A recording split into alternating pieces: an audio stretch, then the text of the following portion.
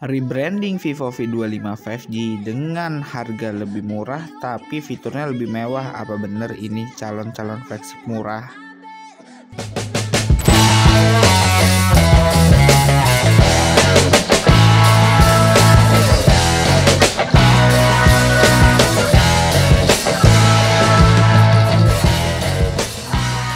Ya semuanya, selamat datang lagi di video Zaragoot yang terbaru. Kita bakal ngebahas tentang V27. Apa sih kelebihannya, apa sih kekurangannya? Sebagai saya sendiri, orang yang sudah pernah megang handphone secara langsung, kesan-kesan yang saya dapatkan dari handphone ini yang pertama kali adalah mewah banget.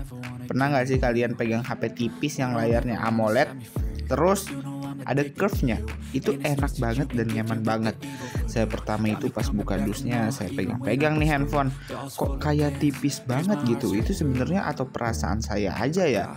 Nah, sebenarnya handphone ini punya ketebalan 7,4 mm, ketipisannya dengan berat 180 gram. Yang saya rasa sih handphone ini tipis dan juga handphonenya cukup ringan. Karena apa? Saya rasa ini karena handphonenya memang dibuat jadi kayak berasa megang HP mahal aja gitu, kayak HP flagship mahal yang memiliki desain berbeda dengan handphone yang lain gitu. Coba aja kalian pegang sendiri, misalkan kalian datang ke toko ataupun kemana, kalian bakal ngerasa perbedaan saat kalian menggenggam handphone ini. Handphone zaman sekarang itu kebanyakan bentukannya kotak, namun Vivo V27 Pro 5G ini ya bukan dibilang pro sih. Vivo V27 5G ini memberikan paduan yang sangat keren. Layarnya udah curve, bentuknya tipis banget dan ringan banget, enak digenggam. Dan yang intinya ini tipis banget, jadi saya nyaman buat megang Vivo V27 ini pada kesan pertamanya loh. Abis saya nyobain kesan pertama setelah melihat handphone itu, otomatis saya nyalain aja nih handphone. Abis saya nyalain, kerasa banget bro. Lihat aja ya, kualitas layar yang diberikan oleh Vivo V27 ini udah setara sama kelas-kelas super handphone lah ya. Meskipun bukan layar super AMOLED, Vivo ini sudah ngasih layar AMOLED yang sudah menyentuh 120 Hz. Dimana sih kalau kalian tahu sekarang itu kebanyakan layar masih 90 Hz, dan ini sudah dikasih layar AMOLED. Jadi mata kalian udah aman dan nyaman. Apalagi kalau pengen lihat warna-warna semakin jreng dibanding layar-layar IPS LCD yang sebelumnya, handphone Vivo V27 ini merupakan pilihan yang tepat buat kalian jika ingin kenikmatin layarnya. Apalagi layarnya udah pakai curve 3D yang artinya semakin keren dan semakin kece tuh kalau kalian nyalain layar dari handphone ini. Bezel yang diberikan dari handphone ini pun sangat tipis dan sangat-sangat tidak terlihat. Ya masih kalau dibilang tidak terlihat ya, itu kelihatan sih bro. Cuman jika dibanding handphone sebelumnya atau V25 Pro 5G dan yang lain-lain, bezel Vivo V27 ini udah cukup lebih tipis dibanding handphone sebelumnya. Jadi kalian megang layarnya berasa puas banget. Oke, jadi untuk tampilan saya rasa sih seperti itu komennya. Dan untuk kemampuan layarnya udah nggak ada lawan lagi. Dan untuk harga segini dia memberikan layar AMOLED dengan kemampuan 120 Hz itu udah super cocok banget buat kalian beli. Dan kalau diakui oleh Vivo ini 90,4% screen to body ratio. Jadi perbandingan layar sama bezelnya adalah 90,4% ukuran layar gitu guys. Gimana menurut kalian? Emang bener sih, meskipun sudah beberapa bulan handphone ini launching, tapi peminatnya semakin bulan ya ada aja dan semakin bertambah. Karena mengingat speknya ya seperti ini gitu. Belum saja memikirkan spek, melihat tampilan saja sudah banyak orang yang terpikat. Jadi dirasa jika mereka sudah tahu spek yang gahar dari Vivo V27 ini, mungkin mereka akan lebih terpikat lagi. Makanya sekarang kita bakal bahas tentang prosesor yang digunakan dari Vivo V27. Dan kira-kira menurut kalian dengan prosesor seperti itu, dengan harga seperti itu, dengan penyimpanan seperti itu yang mereka berikan, masih worth it gak sih handphone ini dihargai di harga 6 juta? Dan apakah masih bisa bersaing dengan handphone lain? Dimana kalau di harga segitu itu ada saingan dari Xiaomi Poco ya, Poco F4 juga ada tuh yang pakai Snapdragon 800-an, dan mungkin masih banyak handphone lain. Ada dari Samsung juga yang udah banyak banget sih ngeluarin tipe-tipe handphone di harga segitu. Tapi kenapa ya Vivo V27 ini bisa menjadi incaran para kaum seperti kalian Ya jelas, kalau saya simpulin sih, handphone ini minusnya ada di card slotnya aja. Card slotnya itu dia nggak bisa masukin micro SD, jadi kalian hanya bisa berpacu pada internal yang sudah diberikan oleh Vivo. Untuk internalnya itu ada macam-macam, 128GB 8GB RAM, 256GB 8GB RAM, dan yang terakhir adalah 256GB dengan kemampuan 12GB RAM.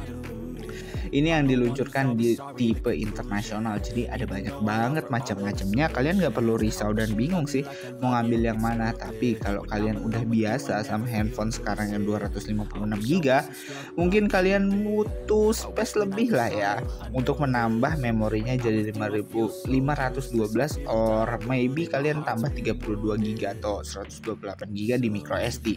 Sayangnya Vivo nggak ngasih itu guys, jadi seperti itu.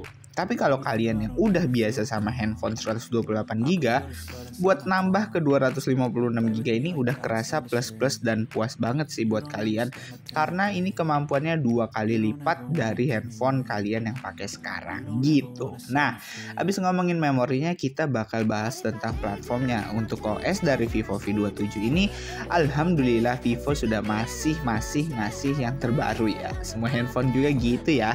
Dia kasih Android 13 dengan chipsetnya apa? Chipsetnya kalian mau tahu nggak? Chipsetnya apa? Bisa diadu nggak sih? Ini chipset hihihi. Ya, jadi kalau kalian tahu, handphone ini sudah mengusung chipset yang namanya chipset MediaTek Dimensity 7200 dengan 4 nanometer. Apa sih kalian buat yang belum tahu sama sekali dengan chipset? Chipset ini mesin yang bikin ngerjain otak dari handphonenya. Jadi semua kegiatan di handphone kalian itu digerakin sama yang chipset ini.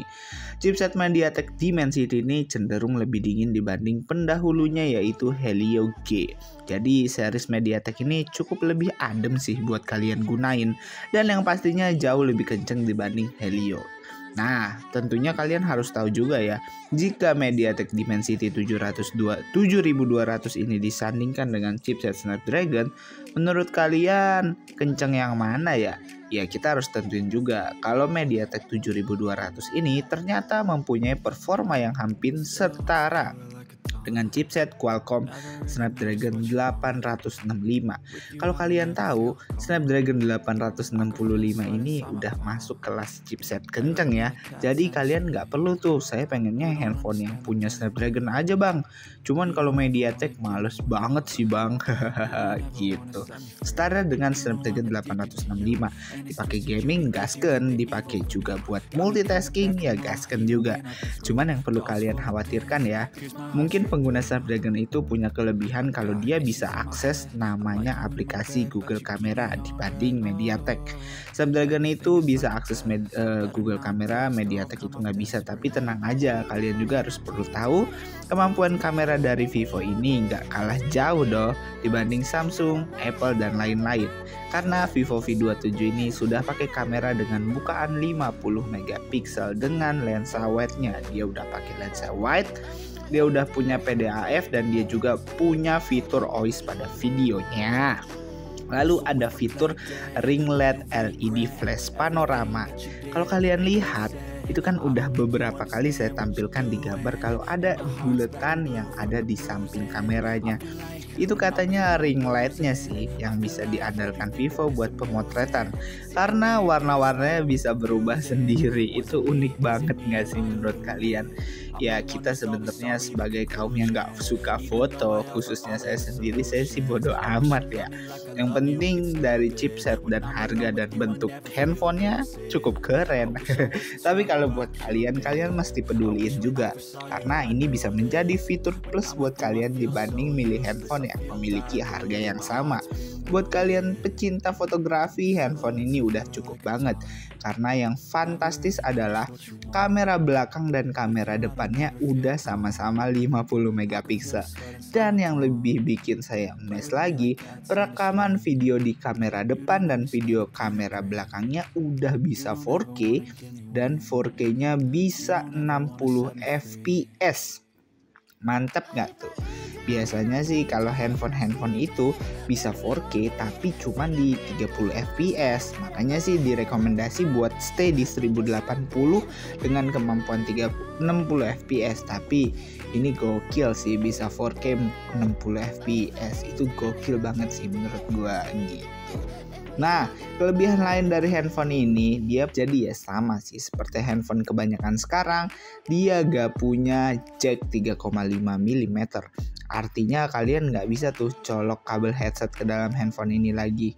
Kebanyakan kalau kalian mau denger musik ya harus sedia TWS buat kalian dengerin musik. Gak bisa colok pakai headset kabel lagi gitu. Sangat disayangkan sih. Tapi memang kebanyakan handphone yang sudah masuk ke kelas atas or mid-range ke atas itu udah nggak pakai lagi sih sama yang namanya kabel-kabel itu. Cuman agak sedikit problem juga ya guys kalau kita misalkan mau colok mic misalkan or maybe apa kayak ya jack 3,5 buat dimasukin ke bagian soundcard atau gimana gitu, kita tetap ngebutuhin gitu si kabel 3,5 mili jack ini meskipun bisa diakalin pakai yang lain. Nah, abis ngomongin itu mungkin fitur-fitur kalian nanya dong, NFC ada nggak? Nah, ini pasti punya NFC. Dan fitur-fitur yang kalian perlu tahu juga ini baterai. Baterai dari handphone ini ternyata sudah pakai baterai dengan kemampuan 4600 mAh non-removable. Ya, kalau kalian tahu dia sudah bisa mengecas dengan 66 watt, yang artinya Vivo klaim 50%-nya bisa sampai 19 menit aja. Itu cepet banget nggak sih? Kalian hanya butuh waktu 19 menit buat menuhin si Vivo ini, dan ternyata handphonenya awet buat beberapa hari. Jadi gokil sih. Sekarang kan handphone itu kalau bisa cari ya guys yang baterainya awet lah biar nggak ngecas terus. Dan pastikan kalian tahu juga performa dari Antutunya ini sampai berapa.